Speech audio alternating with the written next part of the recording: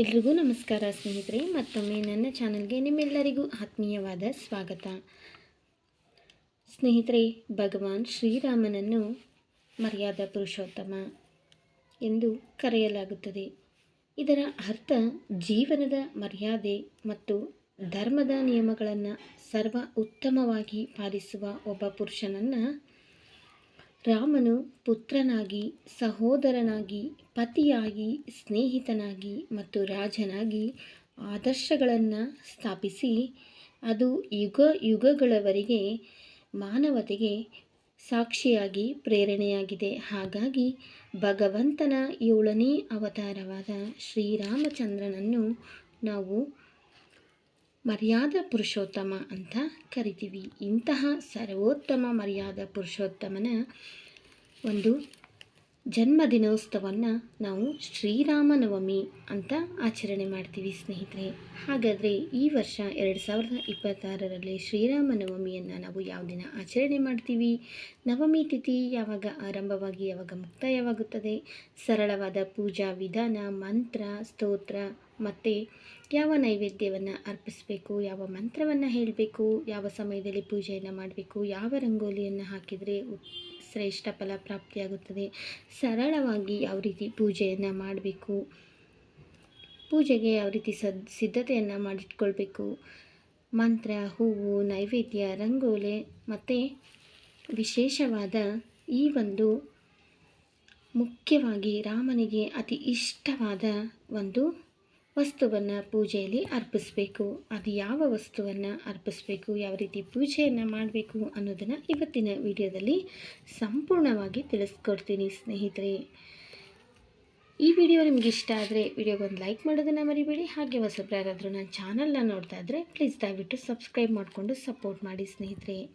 ಶ್ರೀರಾಮನವಮಿಯನ್ನು ಈ ವರ್ಷ 2026ರಲ್ಲಿ ನಾವು ಮಾರ್ಚ್ 26ನೇ ತಾರೀಕು ನವಮಿ ತಿಥಿಯು ನಮಗೆ ಮಧ್ಯಾಹ್ನ 2:50 ಪ್ರಾರಂಭವಾಗಿ ಮಾರ್ಚ್ 27ನೇ ತಾರೀಕು ಶುಕ್ರವಾರ ಮಧ್ಯಾಹ್ನ 12:30 ನವಮಿ ತಿಥಿ ಮುಕ್ತಾಯವಾಗುತ್ತದೆ.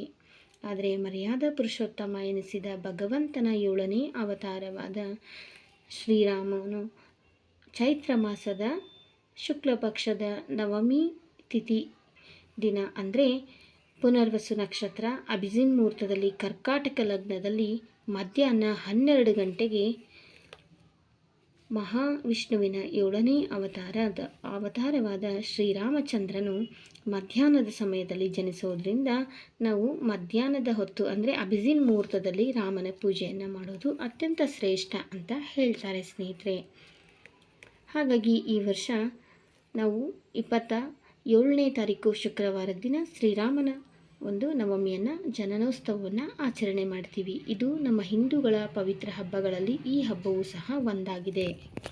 ಇನ್ನು ಶ್ರೀರಾಮನವಮಿ ದಿವಸ ಬೆಳಿಗ್ಗೆ ಬೇಗ ಎದ್ದು ತಲೆ ಸ್ನಾನವನ್ನು ಮಾಡಿಕೊಂಡು ಮನೆಯನ್ನೆಲ್ಲ ಕ್ಲೀನ್ ಮಾಡಿ ಮನೆ ಮುಂದೆ ರಂಗೋಲಿಯನ್ನು ಹಾಕಿ, ಕೆಲವೊಂದು ಕಡೆ ನಾವು ಯಾವ ರೀತಿ ಮಾವಿನ ತೋರಣವನ್ನು ಯುಗಾದಿ ಹಬ್ಬದಲ್ಲಿ ಕಟ್ತಿದ್ವಲ್ಲ ಅದೇ ರೀತಿ ಶ್ರೀರಾಮನವಮಿ ದಿವಸವೂ ಸಹ ಮನೆಗೆ ಮಾವಿನ ತೋರಣವನ್ನು ಕಟ್ಟಿ ಅಲಂಕಾರವನ್ನು ಸಹ ಮಾಡ್ತಾರೆ. ಇನ್ನು ಹೊಸ್ತಿಲ ಪೂಜೆಯನ್ನು ಮಾಡಿ, ತುಳಸಿ ಪೂಜೆಯನ್ನು ಮಾಡಿ,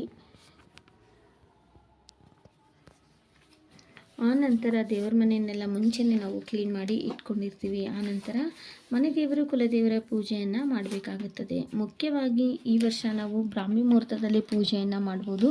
ಇಲ್ಲಾಂದರೆ ಶ್ರೀರಾಮನ ಒಂದು ಜನನ ಆಗಿದ್ದು ಮಧ್ಯಾಹ್ನ ಅಭಿಜಿನ್ ಲಗ್ನದಲ್ಲಿ. ಹಾಗಾಗಿ ಈ ವರ್ಷ 11:10 ನಮಗೆ 12:30 ಒಳ್ಳೆಯ ಶುಭ ಮುಹೂರ್ತ ಇದೆ. ಆ ಸಮಯದಲ್ಲಿ ನಾವು ಪೂಜೆಯನ್ನು ಸಹ ಮಾಡ್ಬೋದು ಸ್ನೇಹಿತರೆ. ಇನ್ನು ಮುಖ್ಯವಾಗಿ ಆ ದಿನ ದೇವರ ಮನೆಯಲ್ಲಿ ನಾವು ಶಂಖ, ಚಕ್ರ, ಗದ, ನಾಮ ಮತ್ತು ಸಂಜೀವಿನಿ ಬೆಟ್ಟ ಮತ್ತು ಸೀತೆ ಸೆರಗು ಅಂತ ಒಂದು ರಂಗೋಲಿ ಬರುತ್ತೆ. ಇಂತಹ ರಂಗೋಲಿಗಳನ್ನು ಹಾಕಿ ಅದರ ಮೇಲೆ ಒಂದು ಮಣೆಯನ್ನು ಇಟ್ಟು ಮಣೆ ಮೇಲೆ ಹಳದಿ ವಸ್ತ್ರವನ್ನು ಹಾಕಿ ರಾಮನ ಫೋಟೋ ಇರ್ಬೋದು ಅಥವಾ ವಿಷ್ಣುವಿನ ಯಾವುದೇ ಒಂದು ಅವತಾರದ ಒಂದು ಫೋಟೋವನ್ನು ಇಡ್ಬೋದು. ರಾಮನ ಒಂದು ವಿಗ್ರಹ ಇದ್ದರೆ ಅದನ್ನು ಇಡ್ಬೋದು, ಲಕ್ಷ್ಮೀನಾರಾಯಣರ ವಿಗ್ರಹ ಇದ್ದರೆ ಇಡ್ಬೋದು, ಅಥವಾ ಬಾಲಕೃಷ್ಣನ ವಿಗ್ರಹ ಇದ್ದರೂ ಇಟ್ಟು ಪೂಜೆಯನ್ನು ಮಾಡ್ಬೋದು. ಅದಕ್ಕೆ ಮೊದಲಿಗೆ ಗಂಗಾಜಲದಿಂದ ಅಭಿಷೇಕವನ್ನು ಮಾಡಿ, ಆ ನಂತರ ಪಂಚಾಮೃತ ಅಭಿಷೇಕವನ್ನು ಮಾಡಿ, ಶುದ್ಧ ಜಲದಿಂದ ಅಭಿಷೇಕವನ್ನು ಮಾಡಿ, ಗಂಧವನ್ನು ಹಚ್ಚಿ, ಅರಿಶಿನ ಕುಂಕುಮವನ್ನು ಹಚ್ಚಿ, ಮುಖ್ಯವಾಗಿ ಶ್ರೀರಾಮನವಮಿ ದಿವಸ ತುಳಸಿ ಹಾರ ಅಥವಾ ತುಳಸಿ ದಳವನ್ನು ಇಟ್ಟು ಪೂಜೆಯನ್ನು ಮಾಡಬೇಕು.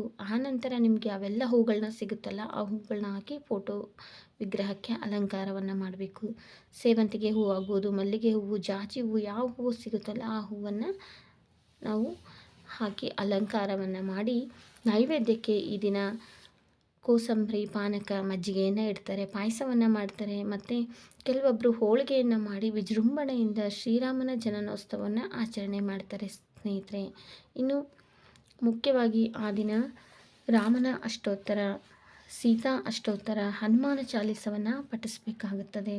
ಇನ್ನು ಈ ಒಂದು ರಾಮನ ಪೂಜೆಯಲ್ಲಿ ಮುಖ್ಯವಾಗಿ ಓಂ ಶ್ರೀ ರಾಮಾಯ ನಮಃ, ಓಂ ಶ್ರೀ ರಾಮಾಯ ನಮಃ ಈ ಒಂದು ಮಂತ್ರವನ್ನು ಹೇಳ್ಬೋದು ಸ್ನೇಹಿತರೆ. ಇನ್ನು ಮುಖ್ಯವಾಗಿ ರಾಮನ ಒಂದು ಗಾಯತ್ರಿ ಮಂತ್ರ ಅಂತ ಒಂದು ಮಂತ್ರ ಇದೆ ಸ್ನೇಹಿತರೆ. ಆ ಮಂತ್ರವನ್ನು ನಿಮಗೆ ಹೇಳೋಕ್ಕಾದರೆ ನೀವು ಆ ಮಂತ್ರವನ್ನು ಸಹ ಹೇಳ್ಬೋದು.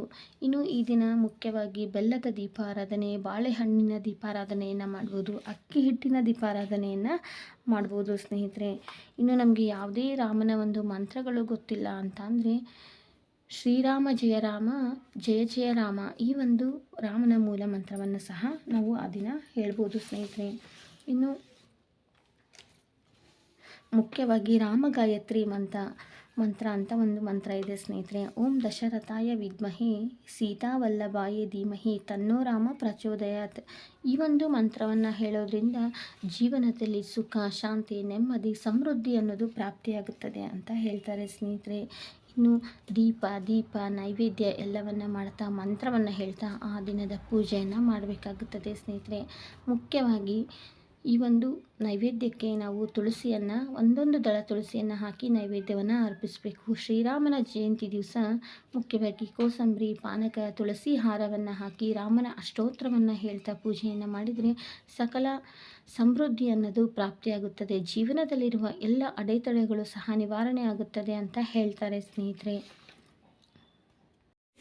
ಇದಿಷ್ಟು ಶ್ರೀರಾಮನವಮಿಯ ಬಗ್ಗೆ ಮಾಹಿತಿ ಸ್ನೇಹಿತರೆ. ತಿಳ್ಕೊಂಡ್ರಲ್ಲ ಸ್ನೇಹಿತರೆ, ಶ್ರೀರಾಮ ಜಯಂತಿಯನ್ನು ಯಾವ ದಿನ ಆಚರಣೆ ಮಾಡಬೇಕು ಅನ್ನೋ ಈ ತಿಥಿ ಪ್ರಾರಂಭ ಮತ್ತು ಯಾವಾಗ ಅಂತ್ಯವಾಗುತ್ತದೆ, ಮತ್ತು ಸರಳವಾದ ಪೂಜಾ ವಿಧಾನ, ಯಾವ ನೈವೇದ್ಯವನ್ನು ಮಾಡಬೇಕು, ಯಾವ ಮಂತ್ರವನ್ನು ಹೇಳಬೇಕು, ಯಾವ ರಂಗೋಲಿಯನ್ನು ಹಾಕಬೇಕು, ಯಾವ ಸಮಯದಲ್ಲಿ ಪೂಜೆಯನ್ನು ಮಾಡಬೇಕು, ಇದೆಲ್ಲದರ ಒಂದು ಸಂಪೂರ್ಣ ಮಾಹಿತಿಯನ್ನು ಇವತ್ತಿನ ವಿಡಿಯೋದಲ್ಲಿ ತಿಳಿಸ್ಕೊಟ್ಟಿದ್ದೀನಿ ಸ್ನೇಹಿತರೆ. ಮತ್ತೊಂದು ಒಳ್ಳೆಯ ವಿಡಿಯೋದೊಂದಿಗೆ ಮತ್ತೆ ಸಿಗ್ತೀನಿ. ಆದಷ್ಟು ಈ ವಿಡಿಯೋನ ಎಲ್ರಿಗೂ ಶೇರ್ ಮಾಡಿ ಸ್ನೇಹಿತರೆ. ಈ ವಿಡಿಯೋ ಇಷ್ಟ ಆದರೆ ಒಂದು ಲೈಕ್ ಮಾಡೋದನ್ನು ಮರಿಬೇಡಿ. ಹೊಸಬ್ರು ಯಾರಾದರೂ ನನ್ನ ಚಾನಲ್ನ ನೋಡ್ತಾ ಇದ್ದರೆ ಪ್ಲೀಸ್ ದಯವಿಟ್ಟು ಸಬ್ಸ್ಕ್ರೈಬ್ ಮಾಡಿಕೊಂಡು ಸಪೋರ್ಟ್ ಮಾಡಿ. ಮತ್ತೊಂದು ಒಳ್ಳೆಯ ಮಾಹಿತಿಯೊಂದಿಗೆ ನಾನು ಮತ್ತೆ ಸಿಗ್ತೀನಿ.